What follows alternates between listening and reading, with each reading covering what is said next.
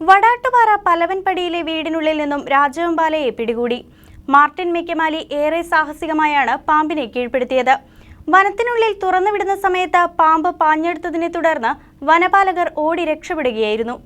വടാട്ടുപാറ പലവൻപടിയിലെ വീട്ടിൽ അടുക്കളയിലെ സ്ലാബിനടിയിലാണ് രാജവെമ്പാലയെ കണ്ടെത്തിയത്. വീട്ടുകാർ ഉടൻ വനപാലകരെ വിവരമറിയിച്ചു.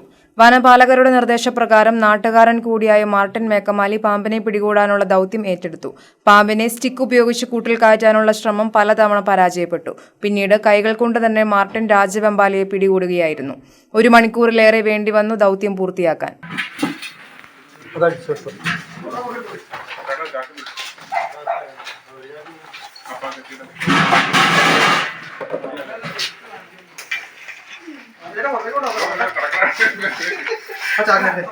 പിന്നീട് ഇടമലയാർ വനത്തിൽ തുറന്നുവിടുന്നതിനിടെ രാജവെമ്പാല ഭീതി വിതച്ചു. ചാക്കിൽ നിന്നും പുറത്തിറങ്ങിയ വെമ്പാല വനപാലകർക്ക് നേരെ ചീറിയടുക്കുകയായിരുന്നു. വനപാലകർ ഓടിമാറിയാണ് ജീവൻ രക്ഷിച്ചത്. ചൂട് വർദ്ധിച്ചതോടെ രാജവെമ്പാല ഉൾപ്പെടെയുള്ള വിഷപ്പാമ്പുകൾ വനത്തിൽ നിന്നും കൂടുതലായി പുറത്തിറങ്ങാൻ സാധ്യതയുണ്ട്. വീടുകൾക്കുള്ളിലും പാമ്പുകൾ കയറിപ്പറ്റാം. സന്ധ്യയായാൽ ജനലും വാതിലും അടച്ചിടാൻ ജനങ്ങൾ ശ്രദ്ധിക്കണമെന്ന് മാർട്ടിൻ മേക്കമാലി പറഞ്ഞു. News desk KCV news.